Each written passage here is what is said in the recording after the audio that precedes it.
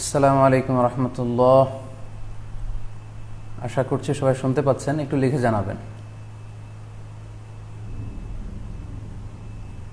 Zahid Hannan is watching. Mohammad Nahid, ওয়ালাইকুম আসসালাম।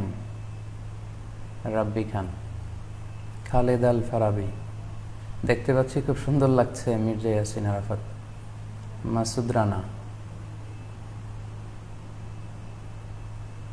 Everything all right. আশা করি সবাই ঠিকঠাক মতো দেখতেও পাচ্ছেন, শুনতেও পাচ্ছেন।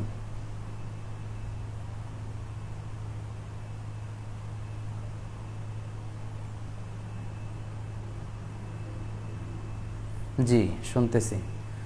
আচ্ছা, তাহলে আশা করি সবকিছু ঠিক আছে। আমরা শুরু করি তাহলে। আসসালামু আলাইকুম রহমতুল্লাহ।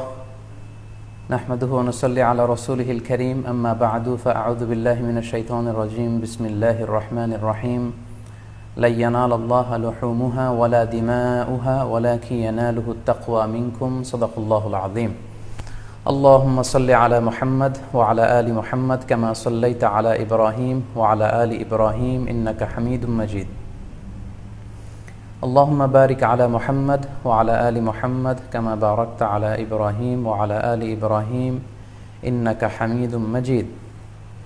কাছে দূরে যে যেখান থেকে আজকের এই লাইভ প্রোগ্রামটিতে আপনারা যুক্ত হয়েছেন, যারা দেখছেন এবং শুনছেন এবং যারা পরবর্তীতে লাইভ প্রোগ্রামটিতে যুক্ত হবেন, আপনাদের সবাইকে জানাচ্ছি আন্তরিক শুভেচ্ছা এবং অভিনন্দন। আহলান ওয়া সাহলান ওয়া মারহাবান বিকুম ফি হাযাল লিকা আত-তাইয়িব আল মুবারাক। আশা করছি আল্লাহ তাআলার অশেষ মেহেরবানিতে আপনারা সবাই ভালো আছেন, সুস্থ আছেন। কামনা করি এবং দোয়া করি আল্লাহ তাআলা আপনাদেরকে ভালো রাখুক, সুস্থ রাখুক, সব ধরনের বিপদ থেকে আল্লাহ তাআলা আপনাদেরকে সেফ রাখুক, নিরাপদে রাখুক।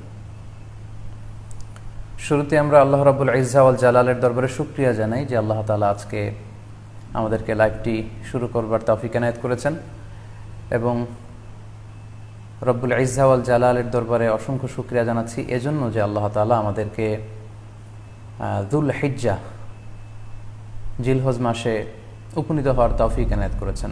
আমরা আজকে মালয়েশিয়াতে অলরেডি জিলহজ শুরু করে ফেলেছি, এবং আমরা জানি যে এই জিলহজের প্রথম দশক মানে প্রথম 10টি দিন খুবই গুরুত্বপূর্ণ 10টি দিন। আল্লাহ তাআলার কাছে খুবই পছন্দনীয় এই 10 দিনের আমলগুলো, এমনকি জেহাদের চাইতেও বেশি হাদিসে এসেছে। এবং কালামুল্লাহ মাজিদে আল কুরআন আল কারিমে আল্লাহ তাআলা এই জিলহজের প্রথম 10 দিনের শপথ করেছেন।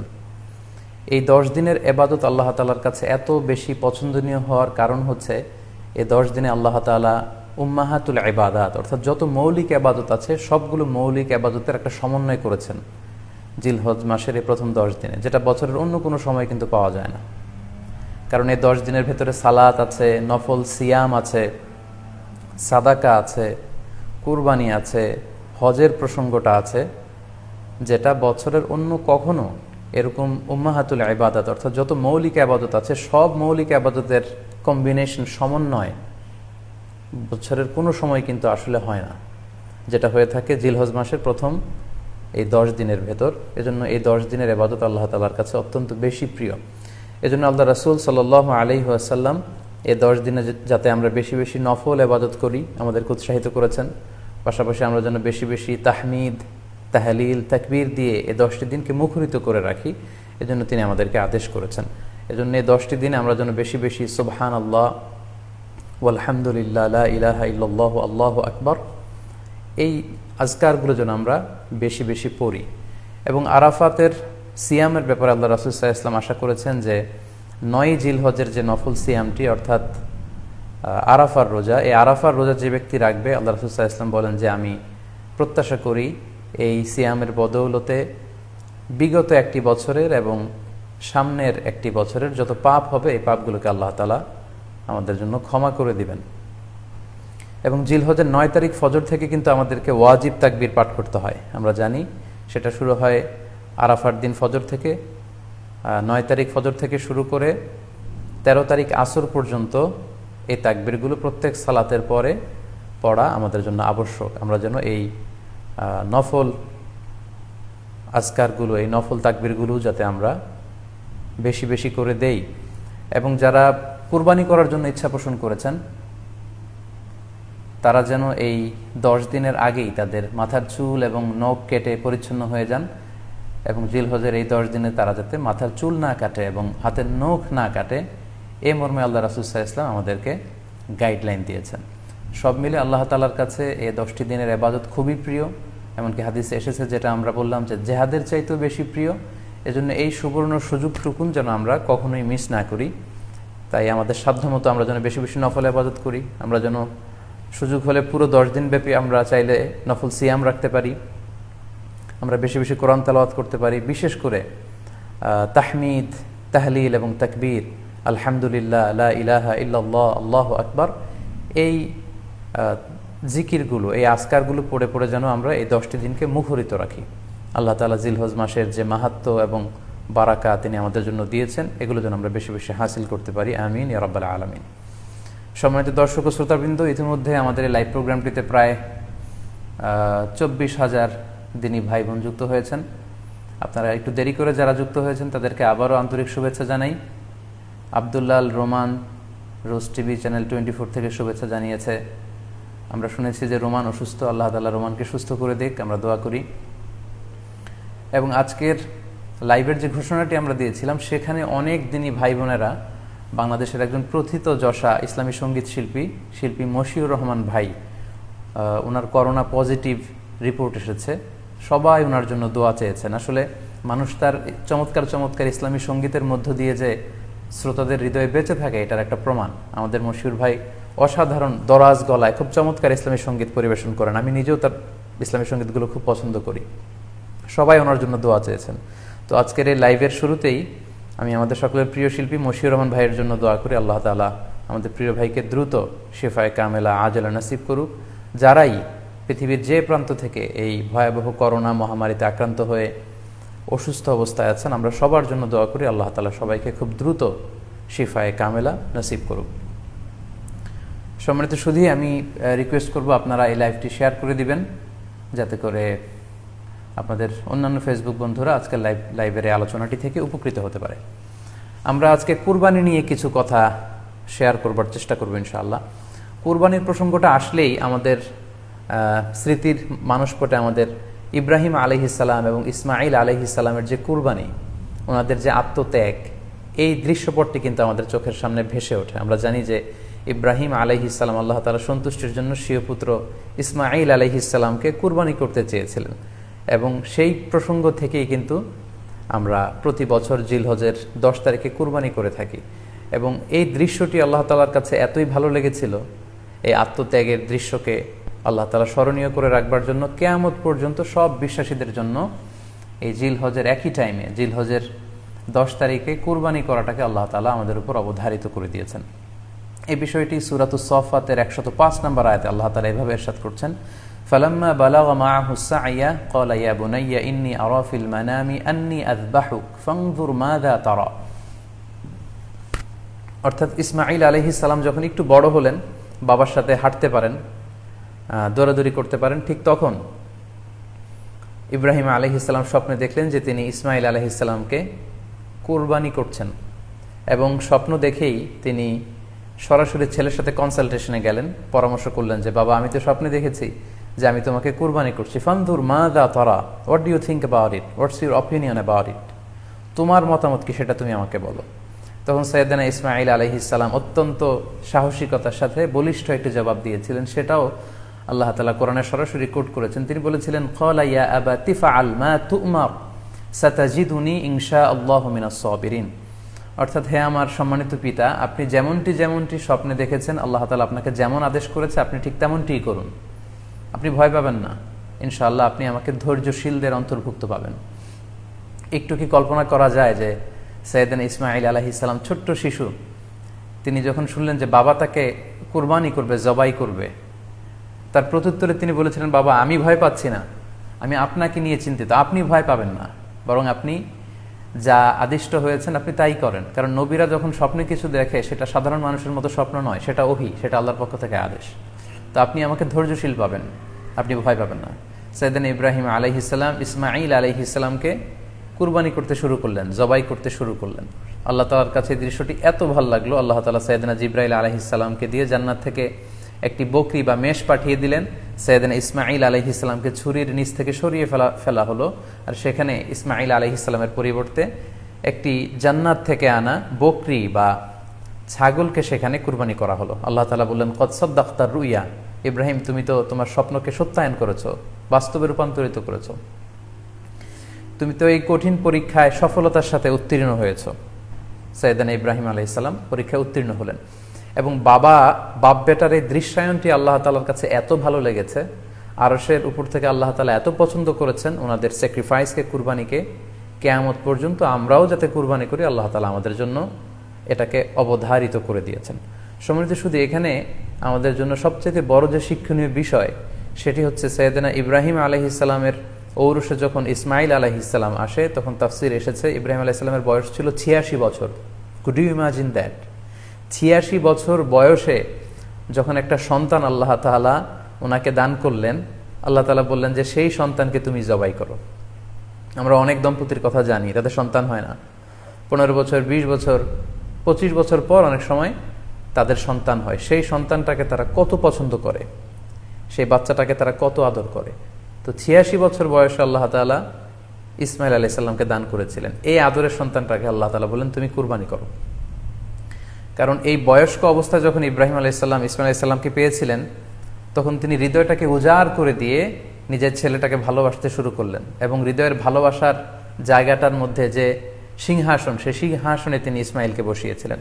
আল্লাহ তাআলা চেয়েছিলেন যে ইসমাইলকে সেখান থেকে সরিয়ে ওই ভালোবাসার সিংহাসনের জায়গাটাতে তুমি যেন আল্লাহ তাআলাকে স্থান দাও, এবং সেই পরীক্ষাটাই তিনি বেসিক্যালি সাইয়েদনা ইব্রাহিম আলাইহিস সালামের কাছ থেকে করেছিলেন, এবং সেই পরীক্ষায় সাইয়েদনা ইব্রাহিম আলাইহিস সালাম সফলতার সাথে উত্তীর্ণ হয়েছিলেন।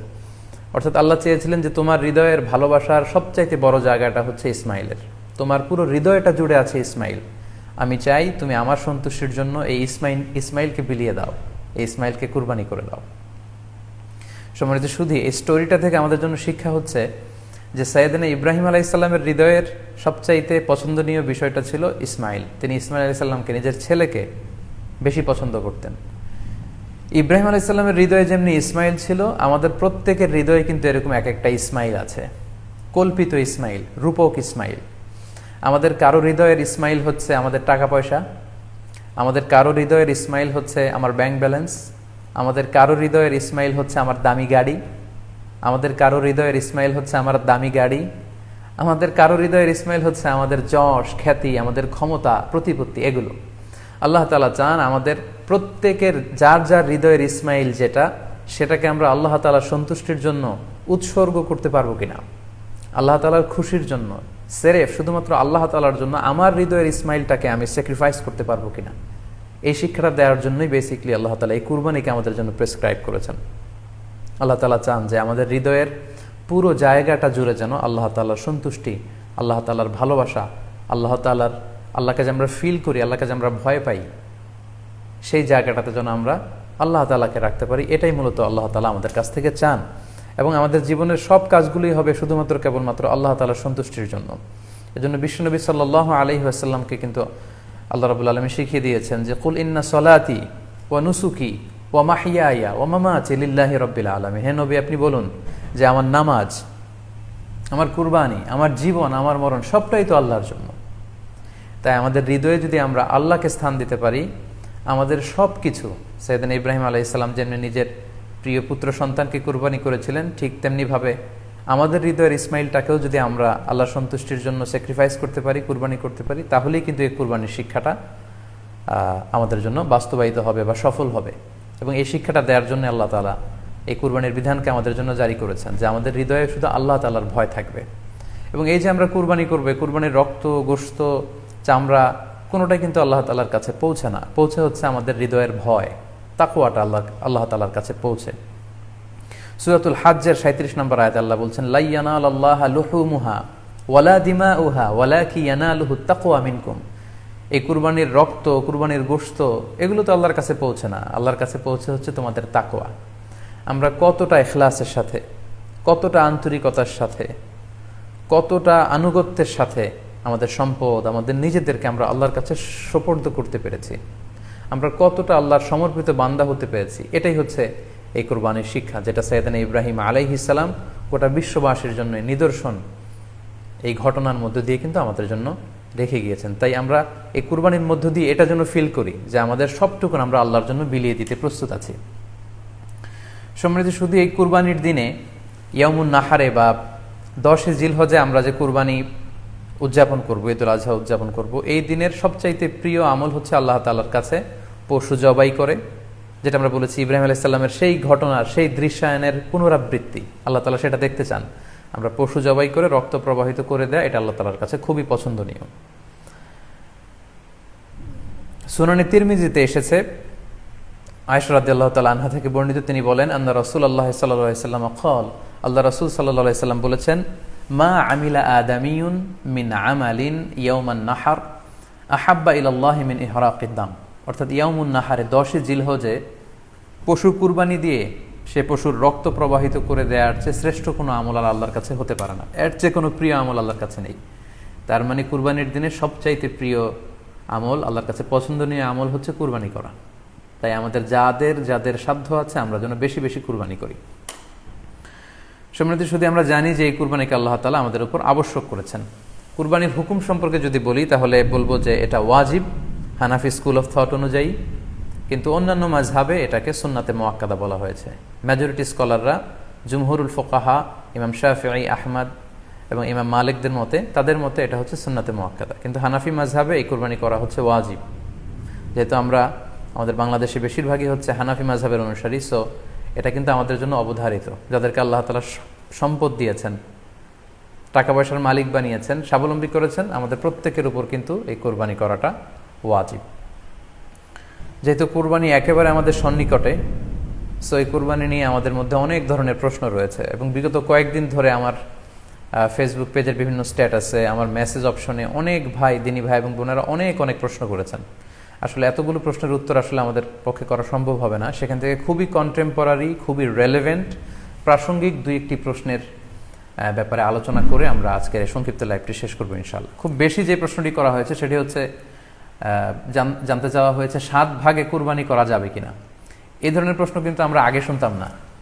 রিসেন্টলি কিছু কিছু স্কলারদের আলোচনা বা এতে করে লোকজন হয়তো বিভ্রান্তিতে ভোগেন কিংবা একটা ধোঁয়াশা তৈরি হয়, ফলে এই প্রশ্নটি করা হচ্ছে। আমরা আবহমান কাল থেকে আমাদের প্রিয় মাতৃভূমি বাংলাদেশে হয়তো ছাগল কুরবানি দিয়েছি অথবা গরু কুরবানি দিয়েছি সর্বোচ্চ 7 ভাগে। সো এটা আমাদের সবার কাছে জানা ছিল, এ নিয়ে আগে সংশয় ছিল না। ইদানিংকালে অনেকের মধ্যে এই বিষয়ে সংশয় জেগেছে। কেউ কেউ বলে থাকেন যে ভাগে যদি কুরবানি দেওয়া হয় 7 জনে মিলে, গরুতে বা মহিষে বা উটে, এই ভাগে কুরবানি হবে না, এটা অনেকে বলে থাকেন। এই কথাটি আসলে ঠিক নয়। আপনি যদি ভাগে কুরবানি দিতে চান এটি জায়েজ আছে, এবং একটি উটে বা মহিষে বা গরুতে আপনি সর্বোচ্চ 7টি ভাগে কুরবানি দিতে পারবেন ইনশাআল্লাহ। এ ব্যাপারে সহিহ মুসলিমের একটি হাদিসকে আমরা এখানে উল্লেখ করতে চাই। সাইয়েদনা জাবের রাদিয়াল্লাহু তাআলা আনহু থেকে বর্ণিত, তিনি বলেন, ক্বালা হাজাজনা মা রাসূলিল্লাহি সাল্লাল্লাহু আলাইহি ওয়াসাল্লাম, আমরা আল্লাহ রাসূল সাল্লাল্লাহু আলাইহি ওয়াসাল্লামের সাথে হজ করেছি। ফানাহারনাল বাঈরা আন সাবআ, সেখানে আমরা উট কুরবানি দিয়েছি 7 জনের পক্ষ থেকে। ওয়াল বাকারাতা আন সাবআ, আর আমরা সেখানে গরু কুরবানি দিয়েছি 7 জনের পক্ষ থেকে। খুব সুস্পষ্ট, একটি উটে ওনারা 7 জন অংশগ্রহণ করতেন, একটি গরুতে 7 জন অংশগ্রহণ করতেন। তো এই হাদিসের আলোকে অনেকে বলে থাকেন যে এটি হজের সময়, সফরের সময়, কিন্তু মুকিম অবস্থায় 7 ভাগে দেয়া যায় না। আসলে এই কথাটিও ঠিক নয়, কারণ সুনানে আবু দাউদের আরেকটি হাদিসে এসেছে যেখানে আল্লাহ রাসূল সাল্লাল্লাহু আলাইহি ওয়াসাল্লাম সুস্পষ্ট বলেছেন, সেখানে হজ বা কোনো সফরের উল্লেখ নেই। সেটা হচ্ছে জেনারেল স্টেটমেন্ট, অর্থাৎ আল বাকারাতু আন সাবআ, গরুতে সর্বোচ্চ 7 অংশ দিয়ে কুরবানি দেয়া যায়। ওয়াল জাযুরু আন সাবআ, আর উটের ক্ষেত্রেও সর্বোচ্চ 7 অংশ দিয়ে কুরবানি দেয়া যায়। তো এই হাদিস, দ্বিতীয় যে হাদিসটি উল্লেখ করলাম, এটা হচ্ছে জেনারেল স্টেটমেন্ট। সেখানে সফর, মুকিম কোনো কথা বলা হয়নি। ইন জেনারেলি বলা হয়েছে যে উটে 7 ভাগ দেয়া যায়, গরুতে 7 ভাগ দেয়া যায়।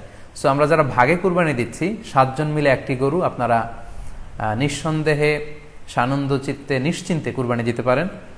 সহিহ হাদিসের আলোকে এটি সাব্যস্ত, এতে কোনো সমস্যা নেই ইনশাল্লাহ। তবে ভাগে কুরবানিতে কিংবা যৌথ কুরবানিতে কয়েকটি বিষয় আমাদেরকে খেয়াল রাখতে হবে। নাম্বার 1 হচ্ছে নিয়ত। আপনাদের ইন্টেনশনটা ক্লিয়ার হতে হবে। প্রত্যেকেরই যাতে একই ইন্টেনশন থাকে, সবারই যাতে ইন্টেনশন থাকে যে শুধুমাত্র আল্লাহ তাআলার সন্তুষ্টির জন্য আমরা এই কুরবানি দিচ্ছি। এখানে কয়েকজনের যদি ইন্টেনশন থাকে যে আল্লাহর সন্তুষ্ট, অন্যজনের যদি নিয়তে ঝামেলা থাকে, তাহলে কিন্তু কুরবানিটা প্রশ্নবিদ্ধ হয়ে যাচ্ছে। কারণ ইন্নামাল আমালু বিন্নিয়াত, ইয়ানি ইন্নামা সাওয়াবুল আমালি বিন্নিয়াত, সমস্ত কাজের প্রতিদান দেয়া হবে আপনার ইন্টেনশন বা নিয়তের উপর ভিত্তি করে। সো এজন্য যারা খুব বেশি মুখলেস, খুব বেশি মুত্তাকি, তারা অনেক সময় যৌথ কুরবানি দিতে চান না। তাদের সামর্থ্য না থাকলে ছোট একটা ছাগল দিয়ে তারা একাকি কুরবানি দিতে চান। এটা safe, he want to be in the safer side. কারণ যৌথ কুরবানি দিতে দিতে যে কার মনে কি চিন্তা, কার মনে কি নিয়ত, আমরা কিন্তু কিছু জানি না। সো যদি যৌথ কুরবানি দেন, কুরবানির আগে সবাইকে এটা কনসার্ন করে দেওয়া, রিমাইন্ডার দেওয়া যে ভাই আমাদের কুরবানিটা হবে শুধুমাত্র কেবলমাত্র আল্লাহ তাআলার সন্তুষ্টির জন্য, অন্য কোনো নিয়ত যেন না থাকে, তাহলে কিন্তু আমাদের কুরবানি বরবাদ হয়ে যাবে। এটা হচ্ছে প্রথম কনসার্ন। 2 নম্বর কনসার্ন হচ্ছে হালাল উপার্জন দিয়ে কুরবানি হতে হবে। যৌথ কুরবানিতে কেউ কেউ যদি এমন থাকে যাদের উপার্জন হালাল না, সেই কুরবানি কিন্তু আল্লাহ তাআলার দরবারে কবুল হবে না। সো এটা খুব গুরুত্বপূর্ণ একটা বিষয়। আরেকটা হচ্ছে লৌকিকতা। লৌকিকতা যদি থাকে তাহলেও কুরবানি কবুল হবে না। যৌথ কুরবানিতে কারো যদি এটা থাকে যে আমার গরুটা সবচেয়ে বড়, আমাদের গরুটা এলাকার সবচেয়ে বড় গরু, এবং সবাইকে বলে বেড়াচ্ছে যে এইবারের গরুটা সবচেয়ে বড় হয়েছে, আমার চেয়ে বড় গরু কেউ দিতে পারে না এই এলাকায়, তো এই জাতীয় যদি লৌকিকতা প্রবণতা কারোর মধ্যে থাকে, তাহলেও কিন্তু তার কুরবানি কবুল হবে না। সো যৌথ কুরবানি যদি আপনারা দিতে চান, এই বিষয়গুলো আমাদেরকে খেয়াল রাখতে হবে। আরও একটি প্রশ্ন খুব বেশি আমাদের কাছে জানতে চাওয়া হয়েছে, সেটা হচ্ছে কুরবানির সাথে আকিকা দেয়া যাবে কিনা। খুব বেশি আলোচনা হচ্ছে এই প্রসঙ্গটা যে কুরবানির সাথে আকিকা দিয়ে দেয়া যাবে কিনা। এক্ষেত্রে আমরা উত্তরে বলবো যে কুরবানি এবং আকিকা আপনাদের খেয়াল রাখতে হবে যে দুটি ভিন্ন দুটি এবাদত। প্রথম কথা হচ্ছে এবাদত দুটি ভিন্ন দুটি এবাদত। কারণ কুরবানি এটা বছরের একটা নির্ধারিত সময়, জিলহজের 10 তারিখে, এবং তারপরে আরও 2 দিন বা 3 দিন, এই সময়গুলোতে আপনি কুরবানি করতে পারবেন। তাহলে এটা হজের মৌসুমে জিলহজ মাসে করতে হয় কুরবানি। কিন্তু আকিকা কিন্তু এরকম না। আকিকাটা যে কোনো মাসে হতে পারে। আকিকাটা হচ্ছে নবজাতক সন্তানের ভূমিষ্ঠ হওয়ার পরে শুকরিয়া স্বরূপ আল্লাহর কাছে যে কুরবানিটা করতে হয়, সেটাকে আমরা বলি আকিকা। হাদিসে এসেছে আকিকা। তো সেটা হচ্ছে